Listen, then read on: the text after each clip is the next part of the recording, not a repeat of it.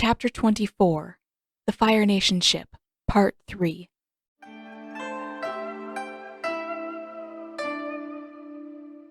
Though birds sang overhead and wind whistled through the branches, it was too quiet. Camp was supposed to be full of activity and noise, so much of it the camp felt like a village all its own. Instead, there was nothing. As much as Sokka chafed at Aang's attempts at cheerful conversation, he wished that there was something, anything, else to break through the stillness and drown out his thoughts. They'd managed to track down the Fire Nation ship sometime in the night, and for a second, Sokka had thought that they'd done it. That they could land aboard the mostly sleeping ship, grab Katara, and be gone again before anyone knew what had happened. It had worked at the prison rig. Or it would have worked if Katara hadn't gotten it in her head that she had to save everyone.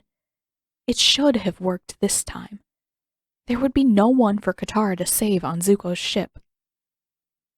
But when they'd gotten close enough to see, there had been no sign of Katara, and Zuko stood on an observation platform, half illuminated by a hovering flame, silently watching their approach. They couldn't risk landing, not with Zuko watching them, and the other figure on the observation platform, and the control tower lit up, bright as day. The ship was small enough that there was no alternate angle to make their approach, no place they could land without being spotted. It was too late to let Appa drop to the surface of the sea and approach from below, and even if they had made it on board, what were they supposed to do next? Katara was probably locked up somewhere below deck, somewhere Zuko could be sure that she could neither escape nor be rescued. How could Sokka possibly find her without the firebenders finding him first? Staying would have been suicide. Sokka knew that. That didn't make him feel any better about turning back once Zuko had seen them. Sokka had to step back and think, to find a way to get the firebenders out of the way so he could get Katara out safely. He knew that. But that was his sister in the Fire Nation's slimy clutches. Sokka should have been able to stop this. They never should have been able to take her away. He scowled downward as he lugged the pot of water up the hill toward camp. Maybe they should go back to find Bato. He'd help Sokka come up with a plan, and he'd be willing to fight, too. Or maybe... Aang dropped out of the air and thumped into the middle of the path. With a screech, Sokka jerked backward, spilling a few inches of icy water down his leg. You... What? You? I didn't mean to scare you. Aang sounded sheepish. Sokka stomped past and thumped the pot of water down beside the stones circling the campfire. Yeah, dropping straight out of the sky and almost squashing people is definitely the right way to go then. I wasn't in the sky. I was in a tree. Aang held the hem of his tunic up like a pouch, and he lowered his hands just enough for Sokka to get a peek inside. See? I found us some berries. The berries were small and splotchy, all different shades of green and red. Sokka wrinkled his nose as he wriggled out of his wet boot. Are you sure those are good to eat? Aang shrugged, then popped one into his mouth. After a moment of thoughtful chewing, he made a face. They're really sour. Sokka's mouth opened and closed a few times. That was not what he meant. Poison was what he was worried about. Especially after what that weird mole thing had done to him and Katara. Berries could be poisonous, couldn't they? But Aang didn't look concerned, and it was too late to stop him now. Maybe he would be fine. He looked okay for now. Hopefully he'd stay that way. Just finish unpacking, would you? Sokka peeled off his soggy sock and shook some of the moisture out of it. I'm going to try to cook us some supper. Aang gave him a long, skeptical look. Rude. Sokka could cook. Probably. He crossed his arms and planted his bare, damp foot on the ground.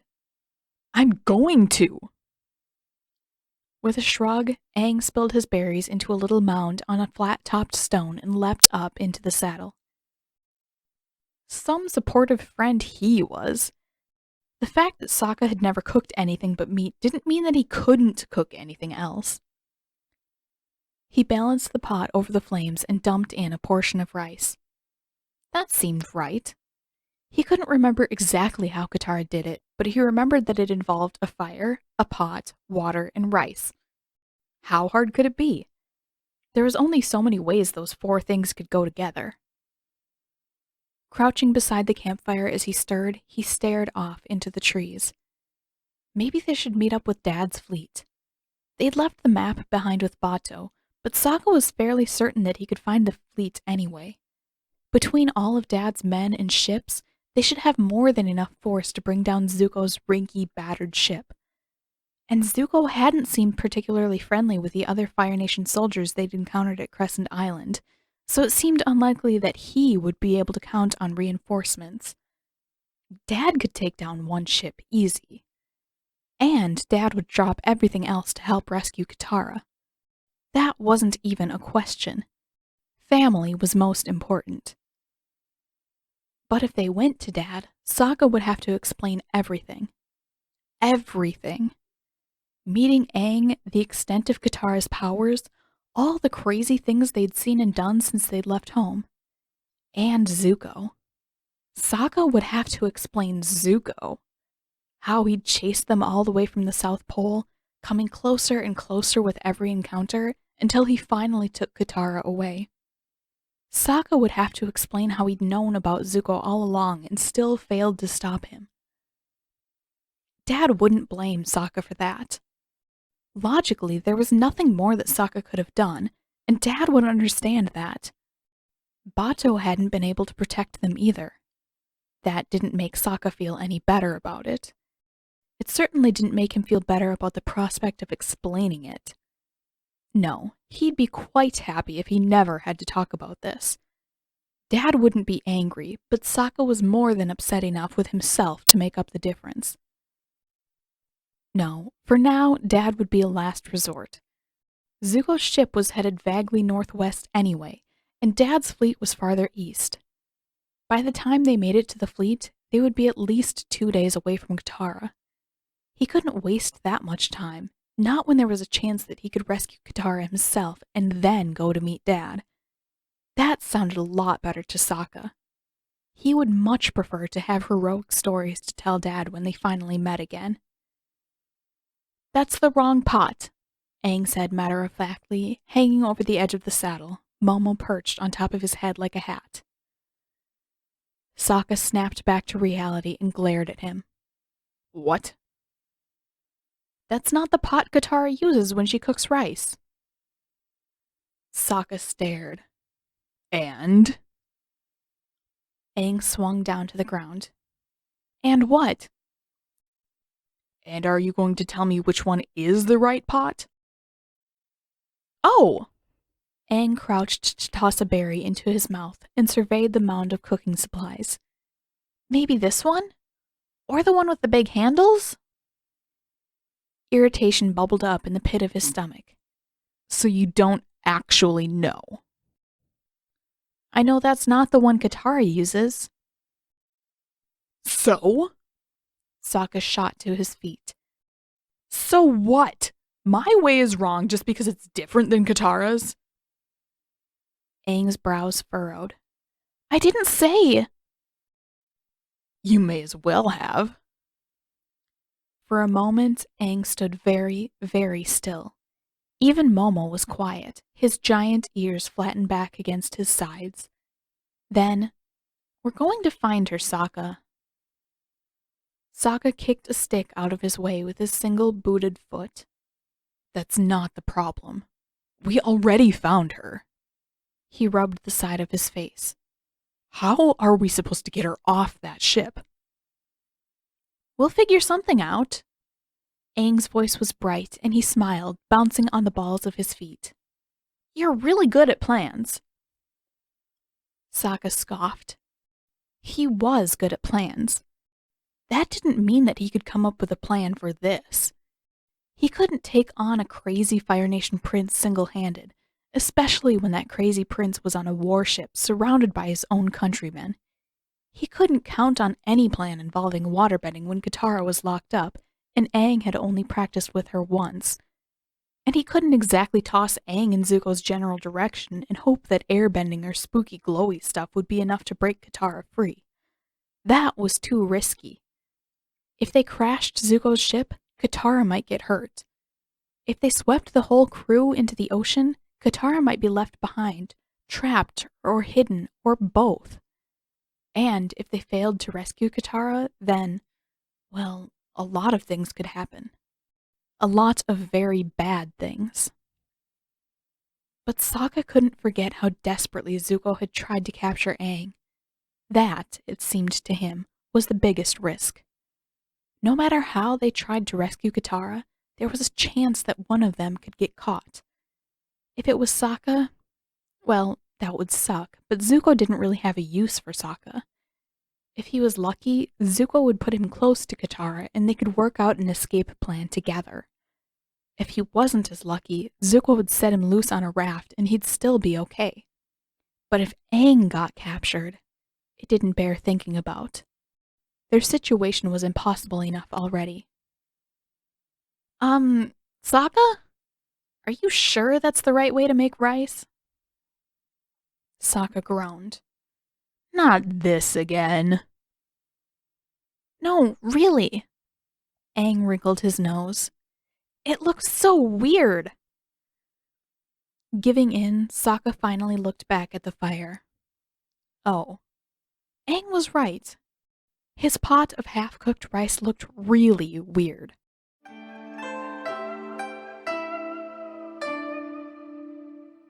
It was a good thing that Katara had spent so much time studying her waterbending scroll while she still had the chance. She'd memorized nearly all of the illustrations, many, many more than she'd actually had the time to practice and master. That meant that she had plenty to work on, plenty of ways to keep her mind and her hands occupied.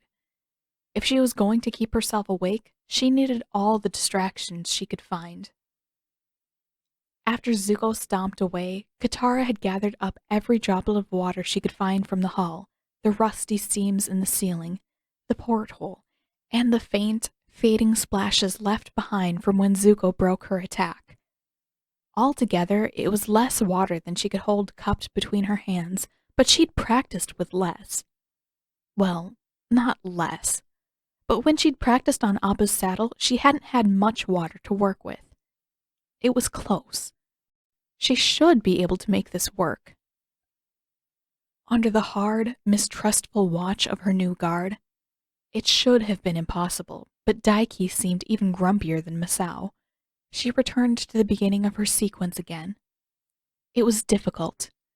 With so little water at her disposal, she couldn't form the towering waves that she'd worked so hard to perfect, nor the thick, rope-like tendrils of water she'd just been learning to control a few days ago. What she could do was improve her aim, her precision, the force she could channel into a few small drops. So she did. She practiced her forms in miniature until her water began to shrink, then finally disappeared entirely around midday. She could have stopped to rest. Anywhere else, she probably would have. There was no more water to draw from the walls.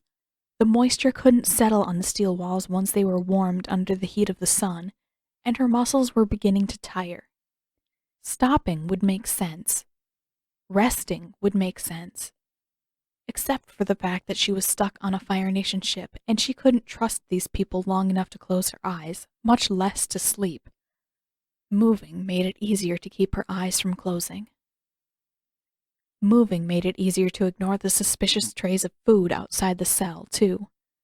A little after noon, a firebender she didn't recognize, tall and severe, with steel-gray hair, brought down a fresh tray for lunch and took away the old one.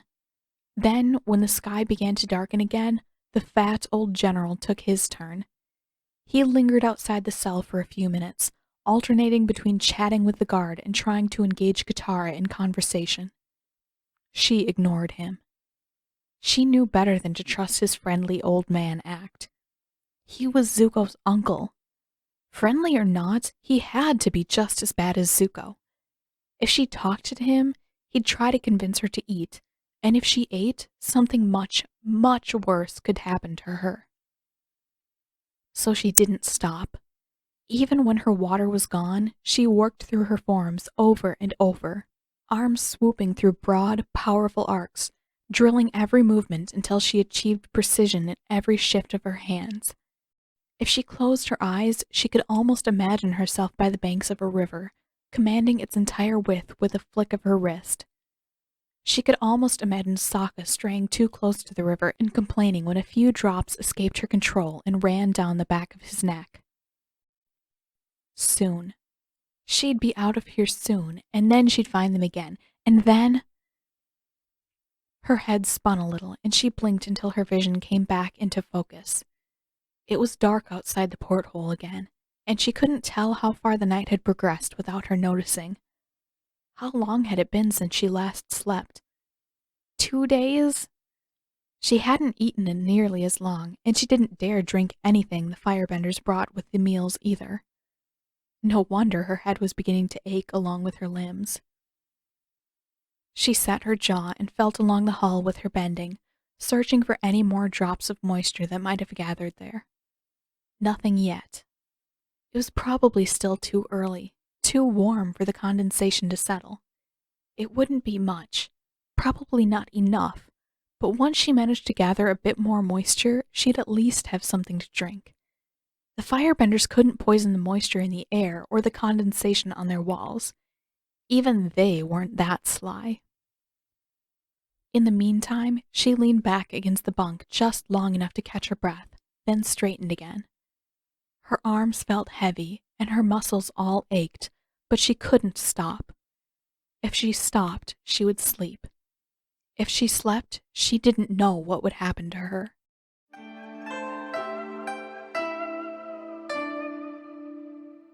The second night was easier.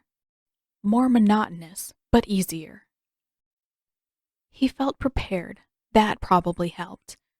Much to the annoyance of the crew, he'd increased the night watch, given strict orders to keep the girl well guarded, and ordered them all to keep on alert for the airbenders' possible approach. As far as Zuko was concerned, they didn't have any right or reason to complain. He'd brought his own telescope out to the observation deck to keep an extra watch on the sky, and stayed up through the night, too. If he could do it, so could they. All through the night, Zuko scanned the sky. He almost felt confident this time. Between the extra crew and his own place on the observation deck, Zuko was almost certain that he could catch the monk should he appear again. The monk didn't appear. After all his preparations, Zuko couldn't decide whether he should be relieved or annoyed by that. But when the sky finally began to lighten, he was a bit less worn out than he had been the morning before. Zuko chose to take that as a sign that he was finally doing things right. A light set of footsteps ascended the stairs behind him. "Would you care to join me for meditation this morning, Prince Zuko?" Ordinarily, Zuko would have refused. Meditation was dull at the best of times. Meditation with Uncle was pure, agonizing tedium. Uncle could never just meditate.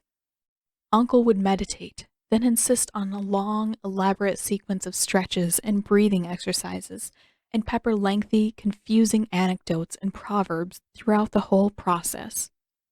Zuko could tell that he was meant to learn something from all the ramblings, but he had never come away from one of those meditation sessions with anything more than a headache and a sour mood. He stooped to pack his telescope away and was about to refuse when Uncle stepped closer, clasping his hands over his great, round stomach. "I have been thinking," Uncle began, voice grave, "that it may be time that your training advanced." Zuko nearly lost his balance. "You have?" Uncle made a small humph and gave Zuko a stern look. He seemed to be doing that a lot recently. "Perhaps. I will make my decision once you have demonstrated your basics. Turning toward the steps, he added, Prepare for meditation, and I will meet you on the lower deck.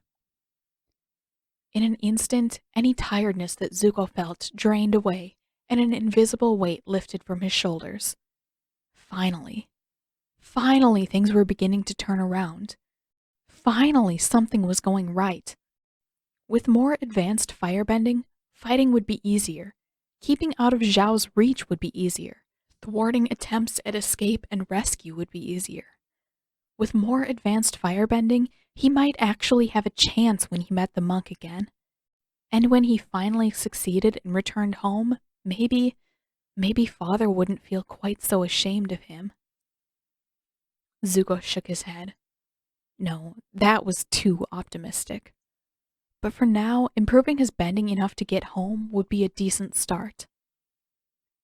He took the stairs down to his cabin 2 at a time and changed into his training clothes in a rush, then burst back out onto the deck. He hadn't felt anything this close to optimism he wasn't sure he could remember that far back. Years, probably. At least since his banishment. Maybe longer.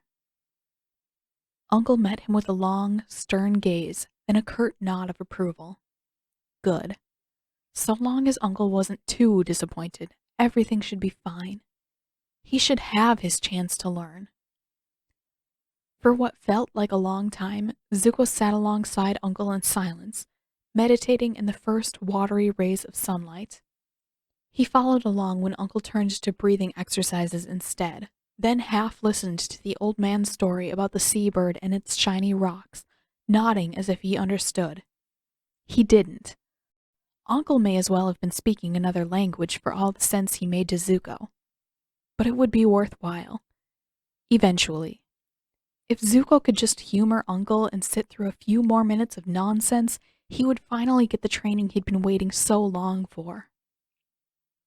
Just when he began to think that Uncle had reached the end of his stretching regimen, the bell rang for the start of morning shift.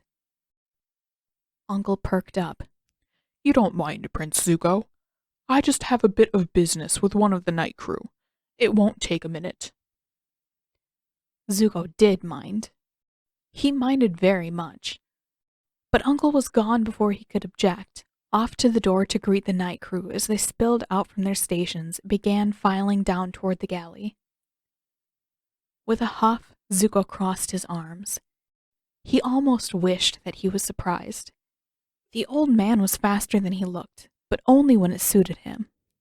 Slowly, Zuko inhaled, the sun's power filling him up. Patience. Uncle was always going on about that. Maybe this was a test to make sure that Zuko had enough patience before his training really began. It wouldn't be the first time Uncle's methods had taken a turn for the ridiculous.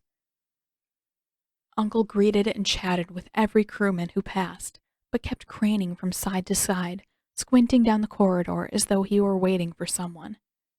At long last, though, the stream of people ran dry, and Uncle lingered for a few long seconds before turning back toward Zuko. Are you done? Zuko asked, voice sharp. Did you finish with your business? Uncle looked back over his shoulder before meandering his way across the deck again. Has Daiki been relieved from guard duty? Zuko suppressed a groan. Yes, Uncle. I sent Masao back down. Uncle made a thoughtful noise, looking a little too hard, a little too piercingly into Zuko's eyes. He threw his arms out to the sides. What? What did I do wrong this time? Masao is on day shift, so we'll spend the day guarding the girls' cell. I'll find someone else for the night shift. Uncle shook his head. I didn't say that you had done anything wrong, Prince Zuko. There was a pause, and Zuko could sense the word but long before it came. But Daiki and Masao seem less than suited to guarding our young waterbending guest. For the last time, Zuko said through clenched teeth as he followed Uncle's lead through another stretch. She's a prisoner, not a guest. Ah, of course.